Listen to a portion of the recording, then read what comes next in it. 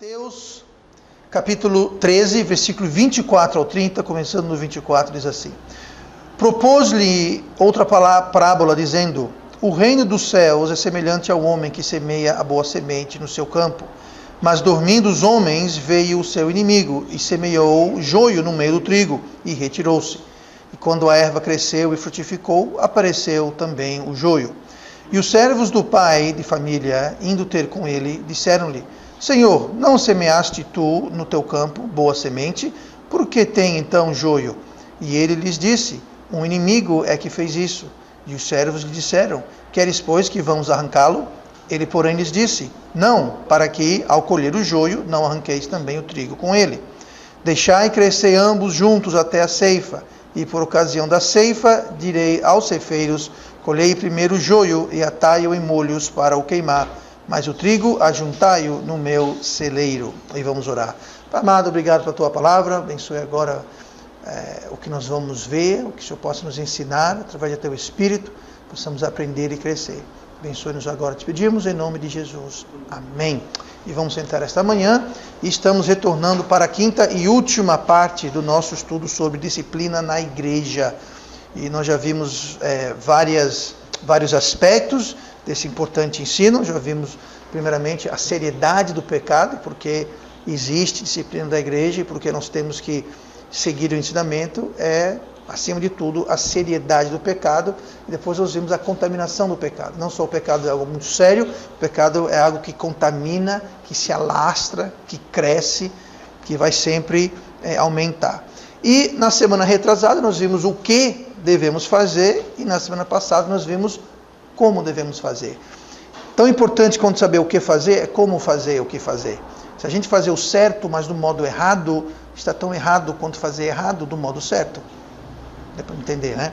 Então é importante saber o que fazer e como fazer. Hoje nós vamos ver outro aspecto também igualmente importante, e esse aspecto é a origem.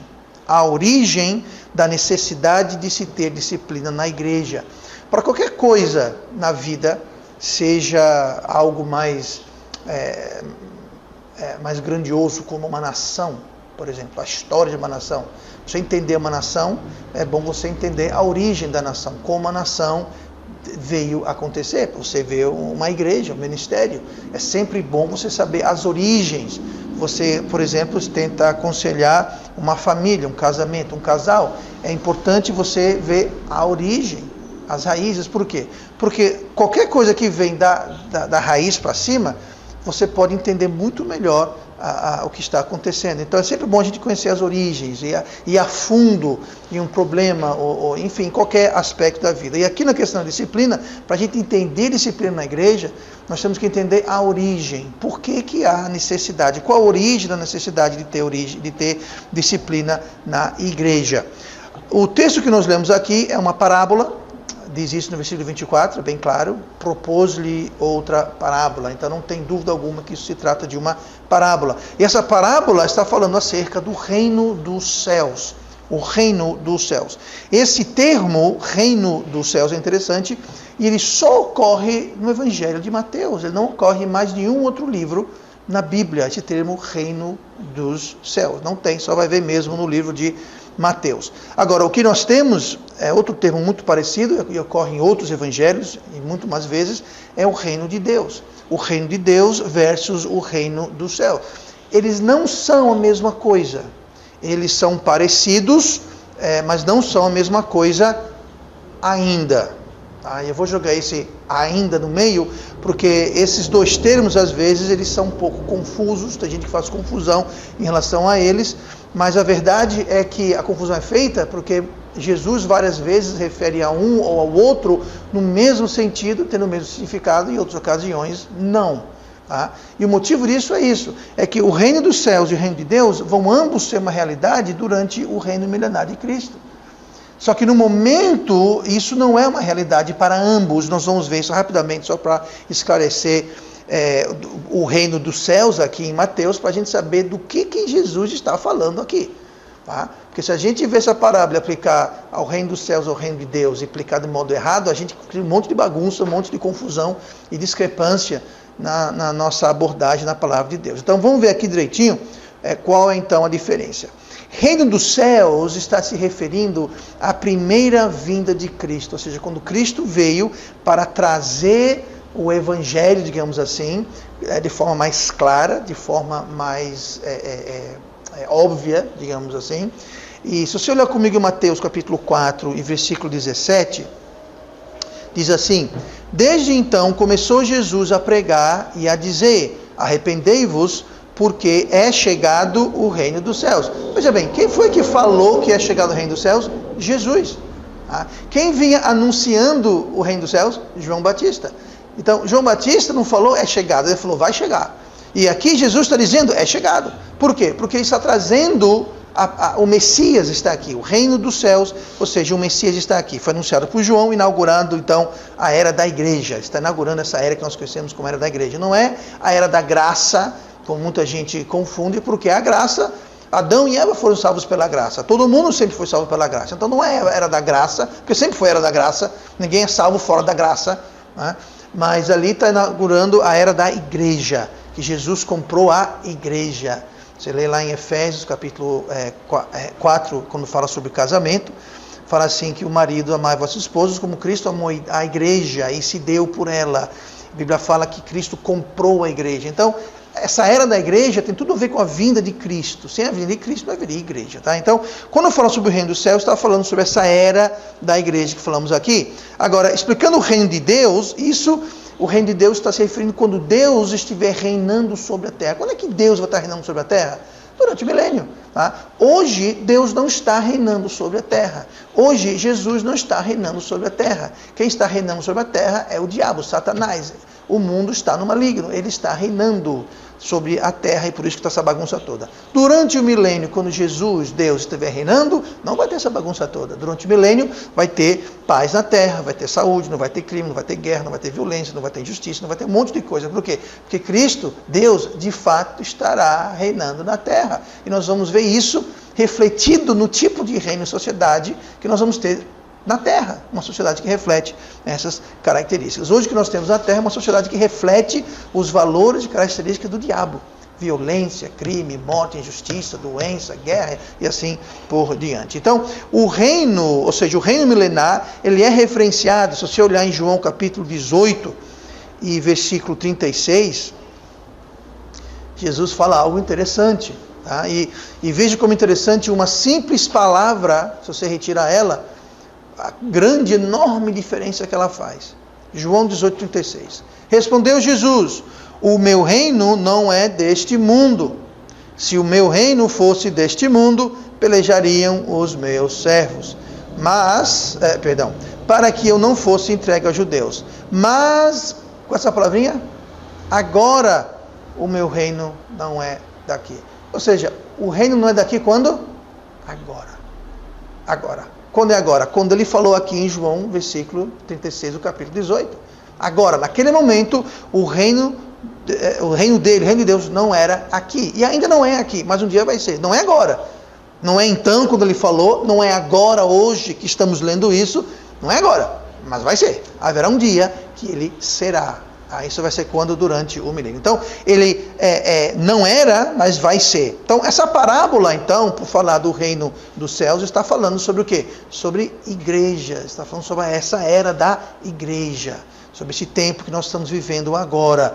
E agora é importante notar o seguinte: mais tarde Jesus traz a interpretação e ele fala justamente que essa colheita que ele fala aqui, né, colhei primeiro o joio, a talha e o molhos para queimar, mas o trigo a juntar no celeiro. Depois ele fala que essa colheita vai ser justamente o fim dos tempos, vai ser uma coisa de um âmbito mais amplo, tá? Tratando da era da igreja como um todo. Porém, o que nós podemos e devemos fazer é aplicar este princípio, os ensinamentos aqui para igrejas locais. Aqui ele está falando sobre o reino de Deus, se referindo, digamos assim, a uma dispensação inteira.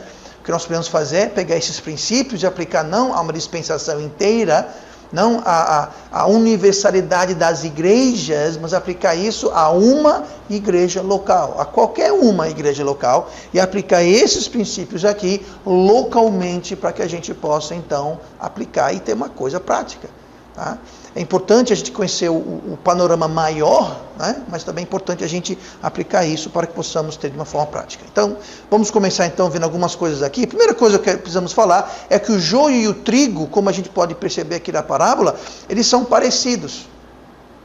O joio e o trigo são duas plantas, duas ervas diferentes, mas elas são muito parecidas. E você não percebe muito a diferença entre o joio e o trigo até um determinado momento. Esse momento é o momento da colheita. O joio e o trigo crescem juntos e, como a gente vê, né, o dono do campo falou assim, não arranque o trigo e nem o joio, porque você pode confundir um pelo outro. Por quê? Porque são muito parecidos. A grande diferença é o seguinte, o trigo dá trigo, o joio não dá trigo. Então, é no fruto que você conhece quem é trigo e quem é joio. Mas até o fruto aparecer ou não aparecer, até isso ser revelado, fica imperceptível. Então aqui fica o ensino para a igreja, que é o quê? A gente não deve estar metendo a mão no joio, porque podemos arriscar também colher o trigo. Tá? Então o joio e o trigo são parecidos, até a colheita crescem juntos. Então vamos ver aqui, a partir disso, o que sucede, o que podemos aprender e aplicar de um modo prático a uma igreja local dessa parábola que Jesus contou. Olha comigo no versículo 25 e nós vamos ficar nos próximos 2 pontos do versículo 25, mas o versículo 25 fala assim, mas dormindo os homens, vamos parar aí, mas dormindo os homens, primeira coisa que nós vamos aprender aqui é que o joio aparece quando os homens dormem. Dormindo os homens. Quem são esses homens? Somos nós. Aqui não está falando sobre os homens versus mulheres, mas as pessoas da igreja. Quando a igreja dorme, quando os homens dormem. Dormir significa um estado de repouso. A gente costuma usar a expressão que o fulano não prestou atenção, ele dormiu no ponto, né? E perdeu o ônibus, ou alguma coisa assim.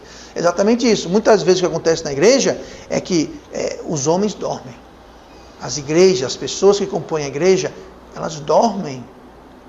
E a Bíblia fala que devemos fazer justamente o oposto. A Bíblia fala que não devemos dormir, devemos o quê? Vigiar. Lá em 1 Pedro 5,8 fala assim, sede sóbrios, vigiai, porque o diabo, vosso adversário, anda em derredor, bramando como leão, buscando a quem possa tragar. Então nós temos que ser sóbrios, nós devemos o quê? Vigiar. Esse dormir é justamente o oposto. Em vez de estar atento, vigiando, sendo sóbrio, sendo esperto, ficar ligado, é aquela pessoa que começa a cochilar, não presta atenção, tira uma soneca, dorme no ponto, não está vigiando. E quando a gente não está vigiando, quando a igreja dorme, na área da disciplina especialmente, o que acontece é que o joio cresce. É que o joio vem a crescer e florescer. E nós precisamos ficar atentos, espertos, ligados, acordados. Porque aonde tem fumaça, geralmente tem o quê? Fogo. Onde tem fumaça, tem fogo. Então nós precisamos ficar espertos de olho. O perigo é quando o joio, o grande problema é quando o joio que está na igreja começa a ocupar cargos de preeminência ou até mesmo cargos de liderança. E é possível. Se o joio e o trigo inicialmente são imperceptíveis, você não sabe dizer qual é qual, então o que vai impedir um joio, digamos assim, o que vai impedir o joio de tomar posição de liderança, de tomar posição de preeminência? Se alguém é joio, alguém é trigo, mas ninguém sabe discernir qual é qual, a Bíblia fala isso, o joio e o trigo são iguais, então o que impede ele de ser feito um professor de escola dominical, de ser colocado num posto de liderança, de ser colocado num posto... Não dá, é perfeitamente possível, plausível isso acontecer. E já aconteceu em outras igrejas, já aconteceu nessa igreja. Tá? Por quê? Porque os dois são muito parecidos. Os dois são praticamente iguais, então temos que ficar esperto. Outro problema é quando o joio começa a exercer influência sobre as pessoas ou influência sobre a liderança.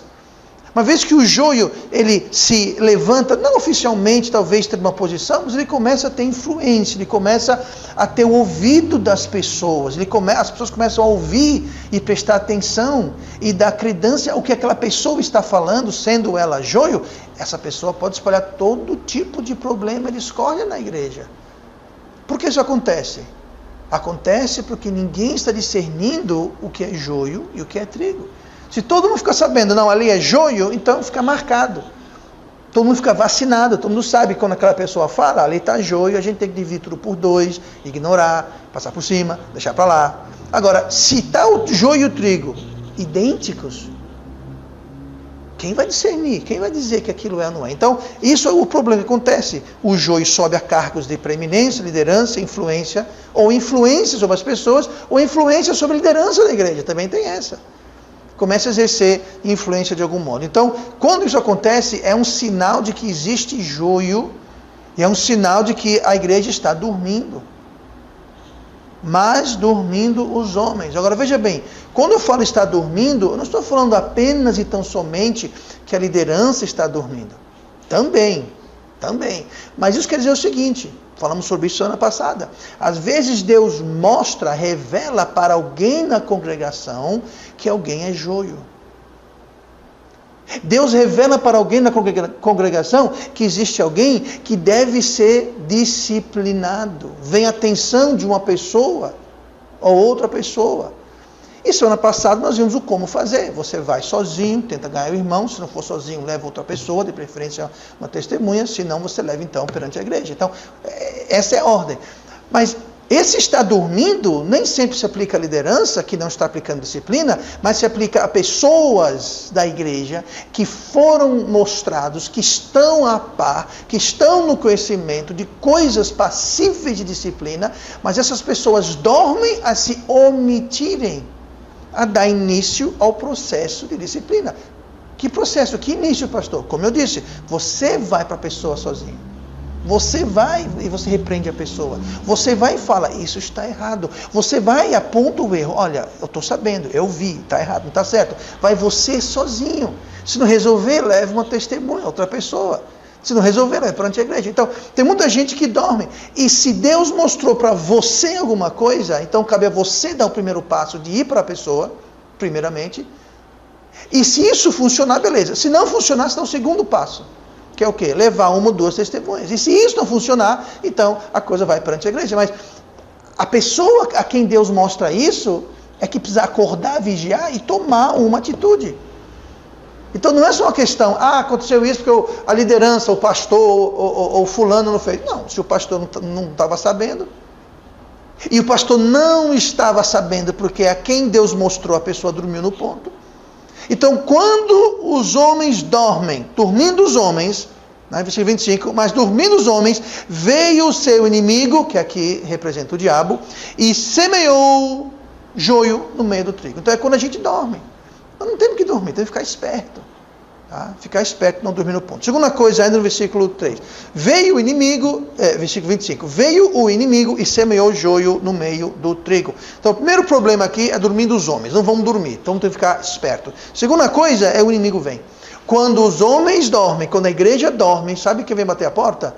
Sabe quem vai entrar no seu campo? Sabe quem vai pular a cerca? O inimigo. Quem é o inimigo? O diabo. Dormindo os homens, o inimigo vem. Dormindo os homens, o inimigo vem. Vamos vigiar. Por isso que lemos em 1 Pedro 5,8, sede sóbrios, vigiai. Porque se a gente não vigiar, o inimigo vem. E não ficar esperto, ligado, atento, o inimigo vem. Tá? Não é se, é quando. Ele vem, sempre vem. E note aqui que os homens precisaram dormir para que o inimigo pudesse vir. E nós lemos aqui em 1 Pedro 5,8, né? Porque o diabo, vosso adversário, anda em derredor, bramando como leão, buscando quem possa tragar. Quem que ele vai tragar? Quem não está vigiando. Quem ele vai tragar? Quem está dormindo. Então, se a gente não vigiar, se a gente dormir, o diabo ele anda em derredor, ele está procurando uma brecha. Ele anda em derredor procurando a chance, a oportunidade dele colocar o pé na porta. Ele está esperando a oportunidade de estar alguém dormindo para ele pular a cerca. Ele só está esperando a oportunidade, então nós não podemos dar oportunidade. Individualmente, como cristãos, como crentes, indivíduos perante Deus, mas igualmente como igreja, nós não podemos dormir. Se tem alguma coisa... primeira coisa, sabe que devemos vigiar primeiro? Porque não é para ser uma caça a bruxas. A gente ficar olhando, procurando... Não. Primeiramente, sabe que devemos vigiar? Cada um vigia a si próprio. Cada um tome conta do seu nariz. Antes de você ficar querendo tirar a madeira do olho do outro, tira o argueiro do seu olho, do meu olho. Então não é para ficar aqui uma espécie de uma inquisição, vamos contratar detetives e botar em cima do fulano, em cima do cicrano, para a gente ver o que é que estão fazendo, vamos vigiar, vou ficar de espreita. Não, eu vou para casa dele, vou ver o que está acontecendo. Não é para acontecer isso. Se Deus lhe mostrar, se Deus lhe trazer, mas primeiramente vigie a si próprio.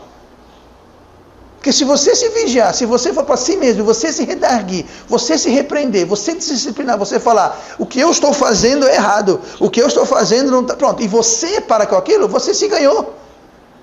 Então primeiro nós temos que se ganhar para depois poder ganhar o irmão. Tá? Então vamos vigiar nós mesmos e depois nós temos que fazer o quê? Vigiar as outras pessoas. Não é vigiar na palavra que eu estou falando, não é vigiar, temos que vigiar para... Quando Deus, e se Deus lhe colocar numa situação em que Ele escolheu você para mostrar para você algo que tem que ser tratado, então você trate. Mas logo bom, se Deus mostrou para você e não para mim, Ele quer que você trate. Se quisesse que eu tratasse, Ele mostrava para mim. Se quisesse que o Zidane tratasse, mostrava para o Zidane. Se quisesse que fosse o Júlio, mostrava para o Júlio, assim por diante. Deus vai mostrar para quem Ele quer que trate o problema. Então, se Deus mostrou para você, é para você tratar do problema, tá? Então, quando o inimigo vem, ele vem para semear o joio. Então, quando a gente dorme, o inimigo vem, ele vem para quê? Ele vem para que o joio cresça, semeia e que o joio cresça. Por quê? Porque o diabo sabe que a igreja só vai ser destruída de dentro para fora, nunca de fora para dentro. Tá? Então, ele vem para semear o joio. Então, toda igreja fica afetada, toda igreja é destruída de dentro para fora. E o inimigo, ele precisa vir e semear o joio. Então, temos que vigiar, pois o inimigo não deixa de vigiar também. Ele não dá moleza, ele está 24 horas por dia buscando uma brecha. Então, nós temos que ficar 24 horas por dia, espertos e atentos. Olha o versículo 26. E quando, marca aí a palavra quando, e quando a erva cresceu e frutificou, apareceu também o joio. Note aqui a palavra quando. Né? Essa palavra quando está falando sobre a questão de tempo. Tá? Ou seja, o terceiro ponto que vamos ver hoje é que o joio não aparece de imediato. O joio não aparece de imediato. Quando a erva cresce e frutificou, apareceu. Só apareceu, o que diz apareceu? Apareceu quer dizer que veio à luz, veio à tona, ficou evidente, se manifestou. Deu cara. Esse apareceu, o joio, só foi percebido o joio quando? Quando a erva cresceu e frutificou. Como eu disse, a diferença entre o joio e o trigo, você só percebe na hora da frutificação, ou não. Então é quando o trigo começa a dar fruto e o joio não, que você percebe o que é o que. Mas não é de imediato. Então os homens dormem, o inimigo vem, semeia o joio cresce e aparece. Ele sempre aparece. O joio, mais cedo ou mais tarde, o joio vai aparecer. Pode ser que demore algumas semanas ou meses. Pode ser que demore anos. Mas o joio sempre aparece. Sempre, sempre, sempre aparece. Pode ser que, como eu falei, pode ser muito ou pouco, mas o joio sempre vai aparecer. Agora, quanto mais cedo aparece, melhor. Por isso que se o joio apareceu, ficou evidente para você, então é sua responsabilidade de tratar daquilo. Porque se você não tratar, o joio vai crescer ainda mais, vai enraizar ainda mais, vai causar mais dano, até que Deus mostre para outra pessoa. E já houve casos que Deus acabou mostrando para mim. E posteriormente ao tratar do problema, fiquei sabendo que 2 ou 3 pessoas da igreja já estavam sabendo, já estavam a par da situação, mas optaram por dormir no ponto, não fizeram nada. O que aconteceu? O problema se agravou, o joio cresceu e foi mais custoso e doloroso para a igreja e para as pessoas envolvidas do que se tivesse sido tratado no começo. Tá? Quem foi negligente? Aquelas pessoas a quem Deus mostrou. Deus mostrou para 1, para 2, enfim, chegou a mim, não por meio daquelas pessoas. Eu fiquei sabendo por outros meios, mas veio o meu conhecimento. Tá? E quando veio, aí que eu descobri que se todo mundo tivesse vigiado e feito seu papel, a coisa nunca chegaria ao estado em que chegou, tá bom? Então, o joio sempre aparece, pode demorar, mas aparece, porque ele cresce, tá bom? Como saberemos? Saberemos porque ficará evidente. Ali fala, a erva cresceu e frutificou. Frutificou. É quando frutifica que você percebe Tá? Isso é algo enganoso, é sutil. Mas quem que é enganoso? Quem que é sutil? O diabo. Tá? É a especialidade dele. Então temos que ter cuidado. Quarta coisa, versículo 28. Queres, pois, que vamos arrancá-lo? Perguntaram os obreiros do campo. Quer que a gente vá lá, arranque o joio? A quarta coisa que nós já vimos isso em outras ocasiões, já ficou claro, mas estamos tirando isso dessa parábola aqui, aplicando para a igreja, é que não deve ser tirado. O joio não deve ser ceifado, o joio não deve ser arrancado, o joio não deve ser colhido. Não cabe a nós. Tá? Ele vai ser tirado, mas não somos nós que tiramos. Eu já falei isso várias vezes, estou só reenfatizando o ponto aqui. No entanto, nós devemos sim expô-los. Quando a gente expõe, geralmente, 99,999% das vezes, o joio sai. O joio sai. Veja bem, então, pastor, sempre que a gente expõe um pecado na igreja para a pessoa sair, não, nada disso. Quando a gente trata da disciplina na igreja, que trata sim de expor se for necessário, primeiro você expõe você e a pessoa. Eu estou sabendo. Pronto, isso é o primeiro ponto, você expôs. Tem gente que só nisso a pessoa já corre. Se resolveu, bom, o segundo passo leva 1 ou 2 testemunhas, ou perante toda a igreja, se chegar a isso. Mas todos esses passos não são para a pessoa fugir, não é para você criar uma situação que a pessoa vai desaparecer da igreja, não. Você quer ganhar o irmão, nós vimos isso ano passado. Tá? Se você for para falar com ele, você o convencer, você ganhou o irmão. Você quer restituir, você quer reconquistar, trazer o irmão de volta. Você quer ajudar o irmão, por que ele sai da igreja? Agora, quando se trata de trigo, porque o trigo também peca. Não é só o joio que peca, o trigo é carne, o trigo não é perfeito, o trigo pode vir a cair, causar problema na igreja, o trigo peca. Mas quando se trata de trigo, o trigo ele vai se sujeitar à disciplina de Deus, o trigo vai se sujeitar e o trigo vai ser ganho de volta, provavelmente, possivelmente, é o que a gente espera. Tá? Não estou dizendo que é sempre assim tão claramente, mas o trigo é mais propenso. Agora, quando é joio, tenha certeza, quando é joio, o joio corre, o joio não vai ficar. Por quê? O joio estava lá para enganar. Não é isso? O joio e o trigo são iguais. O joio tinha um papel a cumprir, um papel enganoso. Todo engano sempre envolve a pessoa sendo enganada não saber do engano. Uma vez que o enganado sabe que é engano, o engano parou. Não é mais engano. Por exemplo, o Zidane vem para mim e tenta me enganar. Aí eu caio no papo dele. Pô, e quando ele está me enganando, eu estou achando que ele não está me enganando. Agora, o dia que eu descobri que ele está me enganando, acabou o engano, não há mais engano. Eu estou ciente sabendo que ele está mentindo, ele está passando uma imagem diferente. Então, eu sei que ele está me enganando, então não é mais engano. Se eu optar de continuar no papo do Zidane, eu estou fazendo por opção, sabendo que eu estou sendo enganado. Tá? Então, se o joio tem um papel enganoso, uma vez que o engano é exposto, o papel dele acabou. E se o papel dele acabou, se o lucro, o benefício, o papel que ele tinha para cumprir se acabou, por que ele vai ficar na igreja? Não vai. Por isso que o joio, ao ser exposto, corre. O trigo não. O trigo pode até correr. Geralmente não. Por quê? Porque ele não está lá para enganar. Trigo é trigo, joio é joio. Tá? Então nós não devemos arrancar. Quem arranca, na realidade, é Deus que arranca. Mas Deus arranca de tal modo que ele, digamos assim, mexe os pauzinhos para que a própria pessoa se retire da igreja. Deus não usa a igreja. Deus não usa pessoas da igreja, liderança da igreja, para dizer, você sai daqui, desapareça, não venha mais. Deus não faz isso. Deus faz com que a própria pessoa se retire, que a própria pessoa se afaste. Por quê? Porque ela foi exposta. E essa exposição, essa manifestação, faz parte da disciplina de que nós estamos falando. Tá? Agora, se não saírem ou serem expostos, pode ser que é trigo e não joio. Tá?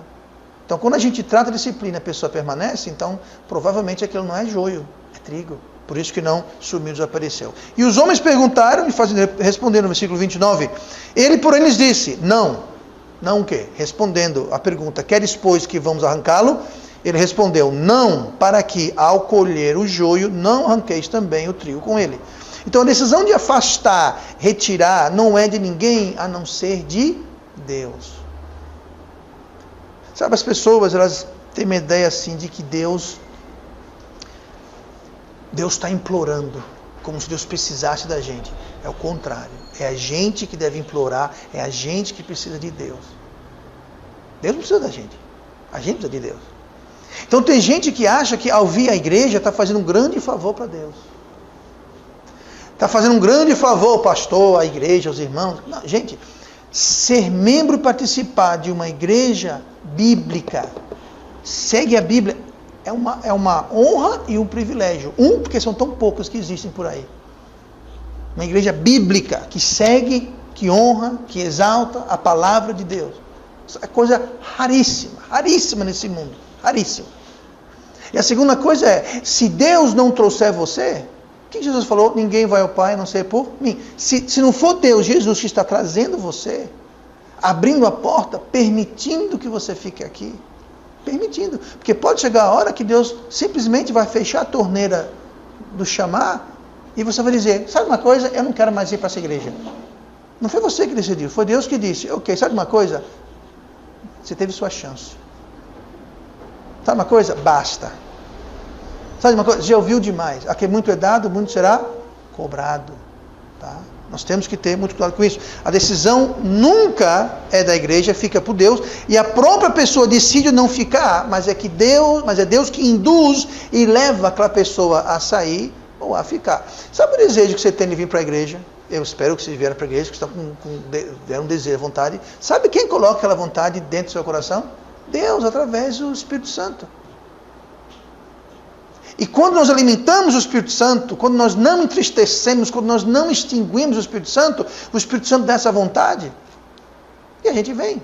Agora, quando o Espírito Santo está fraco, ignorado, morrendo de fome e triste, você não tem essa vontade. Por quê? Porque é o Espírito Santo que não está dando essa vontade. Então veja como a gente está de fato na mão de Deus. E é um privilégio, uma honra a gente participar, ter vontade de vir, estar presente na igreja. Tem gente que acha, vou deixar de vir, depois eu volto. Não, você vai voltar se Deus lhe chamar e permitir que você volte. Tá? Olhe por esse prisma. A gente só está aqui porque Deus nos chamou para cá. A gente só está aqui porque Deus deu o desejo de vir para cá. A gente está aqui porque Deus permite que a gente esteja aqui. Então a gente que deve estar buscando, suplicando, pedindo, implorando, Deus, obrigado por esta igreja, obrigado por me permitir fazer parte dessa igreja, obrigado por tudo. E a gente buscando Deus, porque muita gente pensa que é o contrário, acha que grande favor está fazendo a Deus vindo para a igreja. Grande serviço presta a Deus participando de uma igreja. Não, é o contrário, é Deus que faz serviço a gente, é Deus que nos capacita, é Deus que nos serve, é Deus que supre, é Deus que cuida, é Deus que salva, tudo vem de Deus. Nós que estamos aqui bebendo da fonte de Deus. Muita gente acha que vem para a igreja para fazer favor a Deus. Não, nós que estamos aqui sendo ministrados por Deus. Então, não temos como saber ao certo quem é joio e quem é trigo, então não temos por certo para saber quem vamos arrancar ou não. Então, no frigir dos ovos, não arranca ninguém. Não arranca ninguém. Agora, aplica-se a disciplina bíblica. Aplica-se a verdade. Agora, se a pessoa for levada, induzida a sair, aí é com aquela pessoa, entre ela e Deus, e a pessoa que se resolva, tá? Nunca, jamais devemos expulsar. Agora, para resumir, deixa eu só dizer uma coisa aqui interessante, que talvez você nunca olhou por esse ponto de vista. A origem da disciplina da igreja vem do fato que existe um inimigo que quer contaminar e atrapalhar a obra de Deus, que é o diabo. Tá? O diabo faz isso como? Infiltrando e implantando seus agentes dentro da igreja. Os agentes, o joio, são agentes do diabo, que ele quer implantar, né? Implantar é interessante, que aqui o termo que usa aqui justamente, ele semeou a semente do joio, ou seja, implantou, ele implanta, ele infiltra a igreja através do joio, que são os seus agentes. Enquanto esses agentes estão na igreja, implantados na igreja, eles têm a oportunidade de se tornarem trigo. Mas pastor, é impossível? Nada para Deus é impossível. Jesus falou o quê? Nova criatura. Transformada. Sabe de uma coisa? Eu e você, antes de sermos salvos, nós éramos uma coisa. Agora nós somos outra coisa, nós somos outra criatura, nós somos transformados. A gente que era trigo, fomos transformados em joio. E o agente do inimigo, que é implantado e infiltrado na igreja, com o intuito de atrapalhar a obra de Deus, aquela mesma semente de joio, aquela mesma planta de joio, aquele mesmo agente do diabo, ele pode vir se tornar trigo. Ele pode vir com o intuito de atrapalhar, mas se ele está numa igreja onde ele está ouvindo a palavra de Deus, onde ele está convivendo com o povo de Deus, Deus pode sim, porque Jesus morreu pelo joio, gente. Jesus morreu pelo joio tanto quanto pelo trigo. Jesus morreu por mim, como morreu por você, como morreu por qualquer pessoa. Então aquele joio, ele tem toda a condição e possibilidade de ser feito uma nova criatura, trigo. De ser transformado em trigo. Daí a importância da gente ter uma igreja que está pregando a verdade, que está pregando o evangelho, onde o evangelho permeia os ministérios, onde o apelo é dado a todo culto, onde o evangelho é pregado, ensinado, onde sai para evangelizar, onde a pessoa pode ir e ouvir. Já pensou um joio sai para evangelizar? E começa a ouvir, e ouvir, e ouvir, e ouvir o evangelho. Chega uma hora que ele pode até, que ele pode entrar no coração dele, e ele pode deixar de ser joio e passar a ser trigo. Perfeitamente possível. Por isso que é importante ter uma igreja onde existe a disciplina, onde existe a verdade, onde existe fidelidade à palavra de Deus. Por quê? Porque aí a gente dá um duplo golpe no diabo. Não só a gente neutraliza o joio. Neutralizar o joio é quando a gente descobre, expõe o joio e o joio se remove da igreja. Pronto, isso é um golpe. O segundo golpe é quando a gente não precisa remover o joio, porque o joio vira trigo. A gente neutralizou o joio e ganhamos trigo. Duplo golpe. Duplo golpe. Eu não vou dizer que se aconteceu ou não, ou com quem ou não, mas eu tenho certeza que já aconteceu aqui na nossa igreja, como em muitas igrejas. Que alguém vem, talvez, não pelos melhores motivos, mas acaba se queimando, digamos assim, né? Brincou com fogo, acaba se queimando e acaba se tornando trigo. Eu não sei dizer. Como eu disse, é impossível a gente saber no começo quem é joio e quem é trigo. Então eu não sei se sempre foi trigo, era trigo, virou joio, a gente não sabe e não interessa. O que interessa é que virou trigo. Tá? Agora, veja isso. Se esses agentes, esse joio, que foram implantados e infiltrados na igreja, com o intuito de atrapalhar, mesmo ouvindo o evangelho, mesmo convivendo entre o povo de Deus, não aceitar a verdade, rejeitar a luz e persistir em não se tornar trigo, aí Deus fala, ok, sabe uma coisa? Chega. Você teve a sua chance. Você teve o seu momento. Você ouviu a verdade, mas você rejeitou a verdade. Aí nessas horas, aí Deus leva a pessoa a sair da igreja. Por quê? Porque está atrapalhando. Está atrapalhando. Por isso que é interessante. Na parábola, ele fala, espere. Por que esperar? Deus, na sua paciência, está esperando que o joio se torne trigo. O próprio Deus podia remover na hora. O próprio Deus podia impedir de o joio entrar. Mas não. Ele permite que o joio cresça para dar uma oportunidade para que o joio se converta, seja salvo, se torne trigo. Em muitos casos, olhando para trás, em coisas que já aconteceram, a gente percebe que muitas vezes foi justamente isso. Pessoas que passaram um tempo aqui na igreja, não estou falando passaram uma semana ou duas ou um mês ou dois, passaram anos na igreja, foram expostas, se retiraram, aí você olha para trás e pensa, aquilo foi trigo, aquilo era joio. E o triste é isso. Quanto mais tempo o joio permanece, exposto à verdade, exposto à luz, exposto à palavra, e rejeita, maior será a cobrança. Nesta vida e no julgamento do trono branco também. Tá? Então nós temos que fazer isso como um favor à própria pessoa. Versículo 30 fala o quê? Colhei primeiro o joio, atai-o em molhos para o queimar. Então chega uma hora que Deus fala, sabe uma coisa? Joio, amarra tudo e queima. Aqui não está falando queimar no fogo do inferno, mas queimar no sentido de... Quer dizer, se você aplicar isso à dispensação, sim. Mas se aplicar isso a uma igreja local, não. Tá? Esse queimar, quando aplicado a uma igreja local, não quer dizer que ela vai para o inferno, quer dizer que ela vai ser o quê? Ela vai ser disciplinada, vai passar pelo fogo. Vai passar pelas chamas, digamos assim. Vai ter consequências. Tá? Então, a gente tem que ter cuidado. Então, Deus pode transformar o joio em trigo se o joio deixar. E se nós formos fiéis em seguir os parâmetros que Deus delimita aqui na sua palavra. Amém? Amém. Então, vamos encerrar por aqui. Pai amado, Deus querido, obrigado pela tua palavra. Abençoe.